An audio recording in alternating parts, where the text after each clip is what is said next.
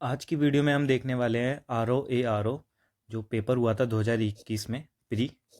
ठीक है, RO pre का जो 2021 में पेपर हुआ था उसमें अर्थव्यवस्था के कितने क्वेश्चंस आए थे और कहाँ कहाँ से आए थे।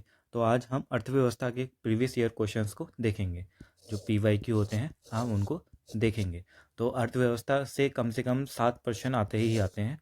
ठीक है, 7% का वेटेज होता है और 7% में से अगर आप कहो तो 4 तो आपके इजी होंगे, मतलब आप कर लोगे थोड़ी सी पढ़ाई करके थोड़े से, और 1% करंट से आ जाएगा और बाकी 2 ऐसे होंगे करो तो छोड़ ही आ जाओ। तो थोड़ा सा इस तरीके का पेपर होता है। अब 7 क्वेश्चंस में पहला इसमें क्वेश्चन जो आया था 2021 के पेपर में वो आया था आर्थिक नियोजन और राष्ट्रीय आय से। यानी आपको जो जो टॉपिक पढ़ना है, पहला आप टॉपिक भी देखते चलना। जो आप अर्थव्यवस्था पढ़ रहे हो तो क्या पढ़ रहे हो उसमें, तो आपको सबसे पहला तो आर्थिक नियोजन और राष्ट्रीय आय जो बजट है वो पढ़ना है। तो राष्ट्रीय आय से आया है और इसमें आपसे जो पहला प्रश्न आया था तो उसमें पूछा गया है कि कौन सा सुमेलित नहीं है। और इससे पता चलेगा आपको कि आपको कोई भी योजना वगैरह पढ़ रहे हो, आप जो भी पढ़ रहे हो अर्थव्यवस्था में, जो भी आप टॉपिक पढ़ रहे हो या फिर कुछ भी मटेरियल वगैरह, तो उसमें जो भी योजना आ रही है ना उनका डेट याद कर लेना कि कब वो लागू हुई थी, समझे, कब वो आई थी। जैसे पहला है कि कौन सा सुमेलित नहीं है, तो महिला समृद्धि योजना 1993, तो ये सही है, महिला समृद्धि योजना 1993 में आई थी। फिर महिला स्वशक्ति योजना 1998, ये भी सही है। महिला साम्राज्य योजना 1989 में। और राष्ट्रीय पोषाहार मिशन योजना 2003, तो ये वाला गलत है। राष्ट्रीय पोषाहार मिशन 2003 ये सही सुमेलित नहीं है। तो म- महिला समृद्धि योजना 1993 में आई थी। महिला स्वशक्ति योजना 1998 में आई थी। महिला साम्राज्य योजना 1989 में आई थी। और राष्ट्रीय पोषाहार मिशन योजना 2001 में आई थी, ना कि 2003 में। अब अगले प्रश्न पे चलते हैं। यहाँ पर भी जो पंचवर्षीय योजनाएं हैं और उसमें कौन सा विकास मॉडल यूज़ किया गया था।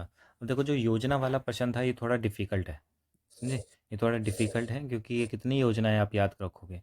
तो एक प्रश्न तो अगर आपसे जिसको आता है वो उसका हो सकता है, लेकिन जो एक प्रश्न है जो आपसे हो सकता है वो होता है पंचवर्षीय योजना वाला, और इसमें जो विकास मॉडल यूज़ किए जाते हैं। तो आप सबको पता होता है भाई कौन सा मॉडल कौन सी योजना में लागू किया गया था। पंचवर्षीय योजना और प्रयुक्त विकास मॉडल। तो जो प्रथम पंचवर्षीय योजना थी उसमें जो मॉडल हर किसी को पता होता है, एनसीईआरटी सब जगह मिल जाता है, हेरोल्ड डोमर मॉडल। ये फेमस मॉडल है जो ये लागू किया गया था फर्स्ट पंचवर्षीय योजना में, प्रथम पंचवर्षीय योजना में। और जो दूसरा वाला भी है वो भी कॉमन है, वो भी हर किसी को याद रहता है, वो है आपका महान नोबिस महान नोबिस मॉडल। महान नोबिस मॉडल ये दूसरी पंचवर्षीय योजना में था, ये भी सभी को याद रहता है। अब जो इसलिए 4 पूछे गए हैं कि 4 आने तक है ना सब गुड़ गोबर हो जाता है सबका। तो तीसरा आपका आता है एस चक्रवर्ती मॉडल। ठीक है, तीसरा आएगा आपका एस चक्रवर्ती मॉडल। और चौथे पे आ जाएगा आपका अशोक रुद्र मॉडल। अशोक रुद्र मॉडल, ये 4 थे। जो ये इजी क्वेश्चन था अगर किसी ने ये करा होगा तो। यही प्रथम पंचवर्षीय योजना में आता है हेरोल्ड डोमर मॉडल, द्वितीय में आता है महान नोबिस मॉडल, तृतीय में आता है एस चक्रवर्ती मॉडल, चतुर्थ में आता है अशोक रुद्र मॉडल। अब नेक्स्ट प्रश्न है, नेशनल इनकम, भारत की राष्ट्रीय अर्थव्यवस्था का सबसे बड़ा स्रोत, जो नेशनल इनकम है उसका सबसे बड़ा लार्जेस्ट सोर्स कौन सा है। यानी ये बताया जा रहा है कि सबसे ज़्यादा पैसा भारत में कहाँ से आता है। ए पहला है सेवा क्षेत्र से, बी है कृषि क्षेत्र से, तीसरा औद्योगिक क्षेत्र से और व्यापार क्षेत्र से। अब किसी ने भी एनसीईआरटी भी पढ़ी होगी ना, सबको पता रहता है भाई सबसे ज़्यादा आता है सेवा क्षेत्र से। हमारा सर्विस सेक्टर सबसे विकसित है और ये मेंस में भी बहुत बार प्रश्न आता है, तो ये वाला भी इजी क्वेश्चन है। तो भारतीय राष्ट्रीय अर्थव्यवस्था का सबसे बड़ा स्रोत सेवा क्षेत्र है। आर्थिक समीक्षा 2021-22 के पहले अग्रिम अनुमान के अनुसार भारत के सकल मूल्य वर्धन में सेवा क्षेत्र का योगदान 53% है, जबकि उद्योग क्षेत्र का जो योगदान है वो 28% है, तथा कृषि से संबंधित क्षेत्र का योगदान 18% है। यानी 19%, 28% और इसका हो गया 53%। सेवा क्षेत्र का सबसे ज़्यादा होता है 53%। ये क्वेश्चंस थे हमने देखे अभी। अब जो प्रश्न है वो कृषि से, उद्योग से और व्यापार से। यानी अब जो भी मटेरियल पढ़ रहे हो उसमें कृषि, उद्योग और व्यापार वाले टॉपिक को अच्छे से पढ़ लेना। अब इसमें भी सिंपल सिंपल क्वेश्चन है जो ज़्यादा डीपली नहीं है। अब एक किसान जिसके पास 1 से 2 हेक्टेयर तक जोत है, यानी ज़मीन है उसके पास, तो उसे माना जाता है, तो उसे क्या माना जाता है, उसे माना जाता है सीमांत। सीमांत नहीं होता, 1 से भी छोटा होता है वो। बड़ा बड़ा तो बहुत ज़्यादा हो जाता है। मध्यम भी नहीं होता, 2 से ज़्यादा होता है, वो होता है लघु कृषक। ठीक है, उसे बोलते हैं लघु। ये 4 क्षेत्रों में बांटे गए हैं। देख लेते हैं इधर। एक किसान जिसके पास 1 से 2 हेक्टेयर तक जोत है उसे लघु कृषक के रूप में जाना जाता है। परिचालित क्षेत्र के आधार पर कृषि संगणना में कृषकों को निम्न प्रकार से वर्गीकृत किया जाता है। कृषि संगणना जो होती है उसमें कौन कौन से होते हैं, तो कृषक श्रेणी और परिचालित क्षेत्र।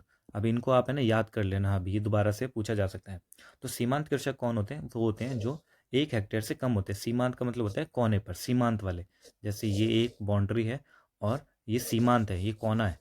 तो ऐसे किसान जो कोने पर खड़े हुए हैं, समझे, जैसे लाइन में होते हैं ना, लाइन में सबसे कोने पर खड़े होते हैं और जब तक उनका नंबर आता है राशन खत्म हो जाता है, ये वैसे ही वाला है। तो सीमांत कृषक जो सीमांत पर है, कोने पर है, वो होते हैं जिनका 1 हेक्टेयर से कम है। ठीक है, 1 हेक्टेयर नहीं है, 1 हेक्टेयर से कम है। और लघु कृषक वो होते हैं जो इससे बड़े होते हैं, उनके पास 1 से 2 हेक्टेयर होता है, सिर्फ 1 से 2 हेक्टेयर जो होता है वो लघु कृषक होता है। फिर अर्ध मध्यम कृषक, अर्ध मध्यम, ठीक है, जैसे अभी भी होता है मिडिल क्लास जो फैमिली होती है, आप देखोगे भारतीय समाज में मिडिल क्लास भी होती है। मिडिल क्लास में upper middle class, lower middle class ऐसे बटे हुए हैं, तो यही वैसा है अर्ध मध्यम। तो कृषक कौन से होते हैं, 2 से 4 हेक्टेयर, जिनके पास 2 से 4 हेक्टेयर भूमि है वो अर्ध मध्यम कहलाए जाते हैं। और जो मध्यम कृषक होते हैं वो आपके होते हैं 4 से 10 हेक्टेयर। समझ लो कोई बंदा इस वीडियो को देख रहा है, बंदी जो भी वीडियो को देख रही है, उसके घर के पास जमीन है 4 से 10 हेक्टेयर, तो वो किस में आएंगे, वो आएंगे आपके मध्यम कृषक परिवार में आएंगे। और किसी के पास अर्ध मध्यम कृषक में तब आएंगे जब उसके पास 2 से 4 हेक्टेयर जमीन होगी। तो इसी हिसाब से हम सबका जो संगणना है, कृषि संगणना, उसमें वर्गीकरण किया जाता है। अब बड़े किसान जो होते हैं, वृहद कृषक होते हैं जो 10 हेक्टेयर या इससे अधिक की जिसके पास होती है, वो बड़े किसान होते हैं। तो ये बहुत ही मालामाल वाले किसान होते हैं, 10 हेक्टेयर या इससे अधिक। तो आपने देखा 1 से कम यानी 0, 0 से लेकर के 10 तक में ही इन सबको बांट दिया गया है। 0 से 1 जो होगा वो 1 हेक्टेयर से कम जो हो जाएगा वो सीमांत, फिर लघु, फिर अर्धमध्यम, मध्यम और वृहद। ये इस तरीके से चलता है, तो इसे याद कर लेना। फिर अगला है, भारत में जिन व्यवसायों का विनियोग यानी इन्वेस्टमेंट, जो इनका इन्वेस्टमेंट 1 करोड़ रुपए तक तथा कारोबार 5 करोड़ रुपए तक जो टर्नओवर है, इंग्लिश में भी ध्यान दे लिया करो, इन्वेस्टमेंट क्या होता है, जो पैसा लगाया जाता है, और टर्नओवर कितना वो पूरा कमा रहा है। तो जो कारोबार हो रहा है वो 5 करोड़ रुपए तक है, यानी 1 करोड़ रुपए वो लगा रहा है और 5 करोड़ रुपए कमा रहा है, तो उन्हें क्या बोला जाएगा, तो उन्हें बोला जाएगा छोटे, छोटे तो नहीं बोला जाएगा इस, और लघु भी नहीं बोला जाएगा, इसे बोला जाएगा सूक्ष्म। और एमएसएमई की परिभाषा आपने देखी होगी, एमएसएमई इसमें ये न्यूज़ में रहता है हमेशा, तो इसमें ध्यान देना। और भारत सरकार एमएसएमई पर भी बहुत फोकस कर रही है, तो ये प्रश्न तो लाजमी था और ये भी इजी में आएगा। इसमें परिभाषा में बताया जाता है कि कौन सा कैसे लघु है, उद्यम है। जैसे अभी हमने वो उसके देखे थे, इस जोत के देखे थे, वैसे ही इस वाले का भी है। तो भारत में 1 करोड़ रुपए तक के विनियोग तथा 5 करोड़ रुपए तक के कारोबार करने वाले उद्यमों को सूक्ष्म उद्यम के रूप में परिभाषित किया गया है। सूक्ष्म, लघु और मध्यम उद्यमों का वर्गीकरण निम्नलिखित है, यही है एमएसएमई। ठीक है, इसका देखो उद्यम का प्रकार और विनियोग और वार्षिक टर्नओवर कितना है।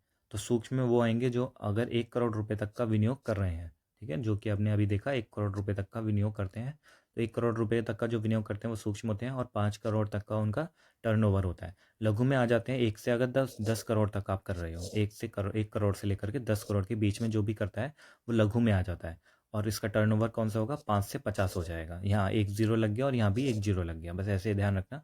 और मध्यम में वो जाएगा जो 10 से 50 हो जाएगा, ठीक है, 10 से 50 हो जाएगा। और जो इसका कारोबार होगा वो जो टर्नओवर होगा 50 करोड़ से लेकर के आपका 250 करोड़ रुपए तक का होगा। तो ये वैसे ही है कि अभी जो भी यूट्यूबर होते हैं, जैसे कि मैं हूँ अभी सूक्ष्म हूँ, इस परिभाषा से सूक्ष्म बिल्कुल ही, फिर मुझे लघु होना है, फिर मध्यम होना है, समझे, इस तरीके से। तो इसको भी वर्गीकरण को भी याद कर लेना और न्यूज़ में जो भी वर्गीकरण ऐसा आता है उसको भी आपको देख लेना है। अगला प्रश्न देखते हैं, farmers produce trade and commerce bill 2022। अब ये करंट अफेयर का क्वेश्चन है, करंट अफेयर का, क्योंकि करंट अफेयर में ये बिल था तो इसलिए आया था। तो जो भी करंट अफेयर में एग्रीकल्चर से कोई बिल चल रहा है, न्यूज़ में है बहुत ही ज़्यादा, तो उसको आप ध्यान रख लेना। कृषि उत्पाद व्यापार और वाणिज्य बिल 2020 में से निम्न में से किसका उल्लेख नहीं किया गया। अब यहाँ पर देखना नहीं किया गया है। आवश्यक वस्तुओं का उल्लेख किया गया है, हाँ। संविदा कृषि का भी किया गया है और न्यूनतम समर्थन मूल्य का नहीं किया गया। इसी की तो सारी लड़ाई थी और इसलिए बिल वापस कर लिए गए थे जब न्यूज़ में थे। आपने भी देखा होगा दंगे हो रहे थे, मतलब दंगे नहीं, वो एक तरीके से सब रास्ता वगैरह बंद कर दिया था किसानों ने, तो वही। तो कृषि उत्पादन विपणन समितियां, इनका भी उल्लेख था, किसका उल्लेख नहीं था, एमएसपी का उल्लेख नहीं था, एमएसपी का उल्लेख नहीं था। तो भारत की कृषि उत्पाद व्यापार और वाणिज्य बिल 2020 में आवश्यक वस्तुएं संविदा कृषि और कृषि उत्पादन विपणन समितियों का उल्लेख है, जबकि न्यूनतम समर्थन मूल्य का उल्लेख नहीं किया गया है। सितंबर 2020 में किसानों के हित के लिए 3 विधेयक पारित किए गए थे। यही चीज़ थी जो पूरे साल न्यूज़ में रहे थे। तो किसान उपज व्यापार और वाणिज्य संवर्धन और सुविधा विधेयक 2020, दूसरा था मूल्य आश्वासन एवं कृषि सेवाओं पर कृषक सशक्तिकरण एवं संरक्षण अनुबंध विधेयक 2020, और तीसरा था आपका आवश्यक वस्तु संशोधन विधेयक 2020। ये 3 विधेयक थे और इन्हीं पे करंट से क्वेश्चन आया है ये। अब अगले प्रश्न पर चलते हैं। निम्नलिखित में से कौन सुमेलित नहीं है? अब देखो यहाँ पर नहीं पूछा गया है। अब ये थोड़ा सा कठिन प्रश्न में आता है, लेकिन अगर न्यूज़ में होते हैं ये और किसी ने अगर पढ़े होंगे तो वो आराम से कर सकता है। तो कंपनी अधिनियम 2013 ये न्यूज़ में था, न्यूज़ में ही रहता है ये भी, तो ये सही है। भारतीय संविधान अधिनियम 1870 ये गलत है, ये भी न्यूज़ में था उस समय इसलिए पूछा गया है। तो साझेदारी अधिनियम 1932 ये सही है। वस्तु विक्रय अधिनियम सेल्स ऑफ गुड एक्ट 1930 ये भी सही है। तो कौन सा सही नहीं है? भारतीय संविधान अधिनियम 1970 सही नहीं है।